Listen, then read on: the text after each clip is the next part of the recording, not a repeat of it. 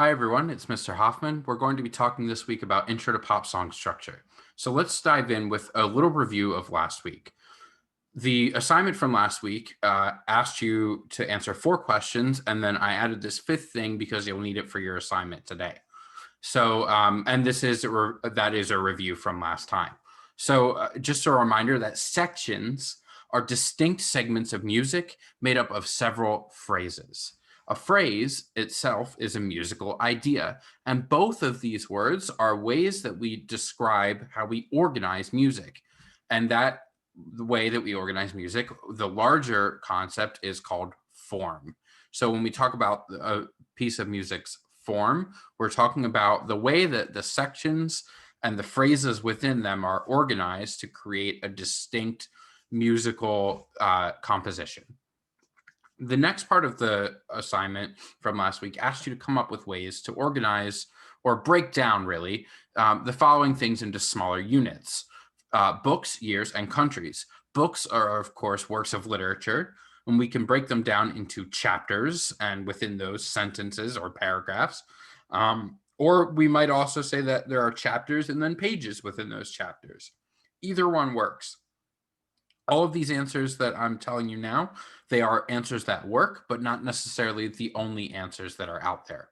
Years is a unit of time, and we might break that down further into months, weeks, and days, or some other combination of units of time. Countries is a geographical organizational unit, and we might break that down further into states or provinces, cities or towns, streets, blocks, buildings. It goes on from there. And then this next thing you'll need for this week's assignment, I just wanted to remind you that transitions between sections, they're usually marked by the appearance of new or different instruments. For example, when we go from the verse to the chorus, the drums might come in. Changes in volume is another marker of a transition between sections. The verse might build volume into the chorus, or the chorus might get quieter going back into the verse. Finally, new musical ideas are another way that we can mark that transition from one section to another. Because sections are made up of several musical ideas, several phrases, when we hear a brand new one, we might need to consider, have we changed to a different section? Have we transitioned to a new section?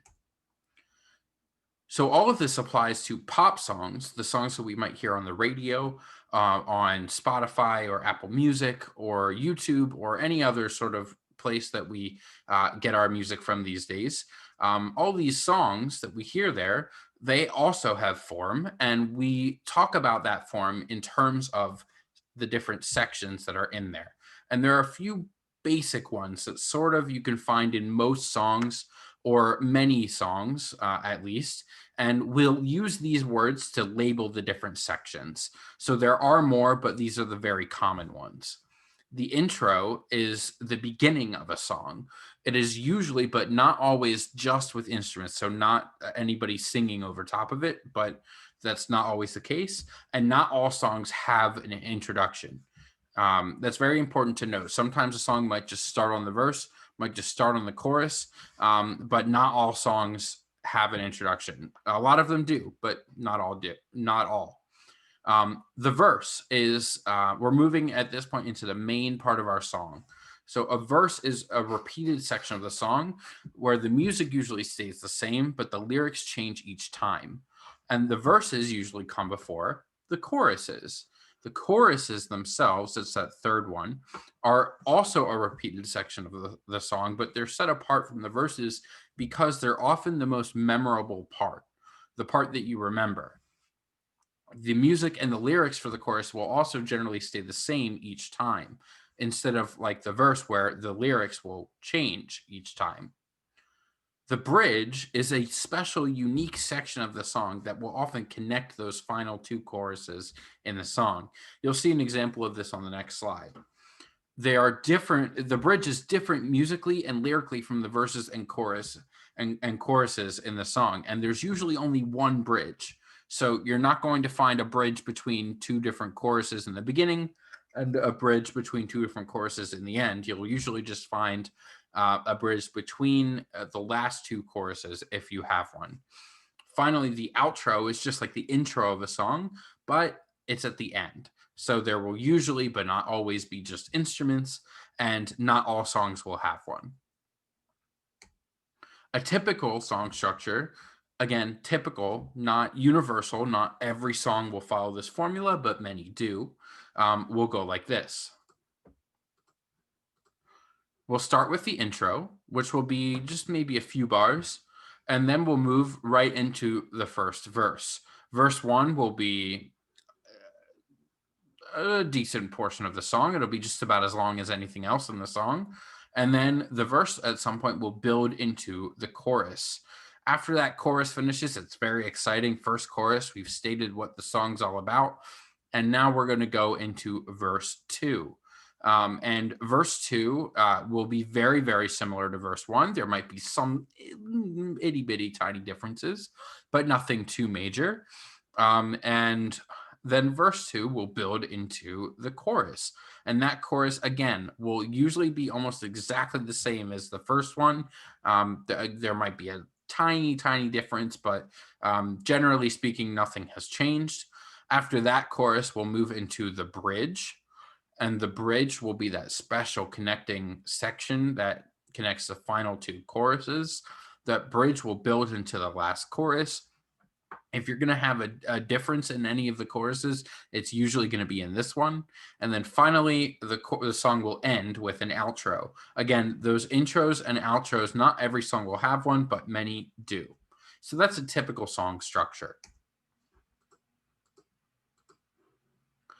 For your assignment, you're going to do a listening journal, and you're going to do it in a different way than we've done it in the past if you're in 8th grade. And if you're in 6th grade, you didn't know the old way, so that's good. So listening journal number 1, you're going to put your name on this first slide. You found this on the assignment on Google Classroom. I've already put my name, and just for example, I'm saying that I'm in 7B, but of course you'll write 6A or 8A or 8B. And the video that you're watching is going to be right here. Obviously, I'm recording it right now, so it's not there yet, but it will be. So then you'll move on to that second slide, and you're going to, on this slide, hopefully you've already picked out your song. If not, stop, pick out your song. And then you're going to write the title of that song in that first text box here. Anytime you respond to a question here, anytime you have to answer a question or write something, you'll see that pencil icon. And anytime I'm asking you something, you'll see that question mark icon. So for example, I'm going to choose the song Never Gonna Give You Up. And I happen to know that's by Rick Astley, but if I didn't know that, I could Google Never Gonna Give You Up. And I would see that that's by Rick Astley. So then what I'm going to do is I've already answered that first question, but I'm going to answer these two questions by finishing that sentence. So for example, I like or dislike the song because, and I can just go ahead and delete dislike because I actually do like the song. I like this song because I enjoy the drum track and the song is a great meme, both of which are true. When I listen to this song, I noticed, and that's that second question. And let's just take a brief listen.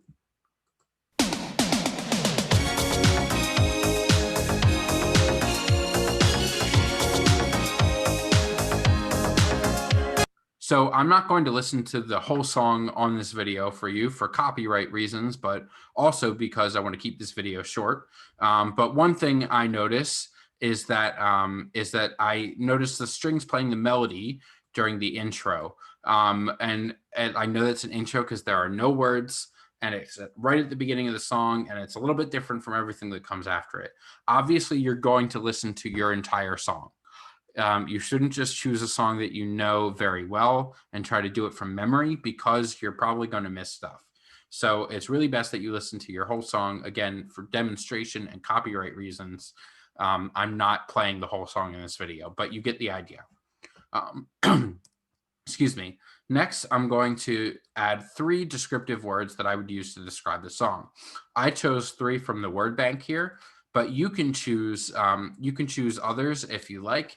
But this word bank is here for you if it's helpful. Finally, you're going to add the YouTube video to your song.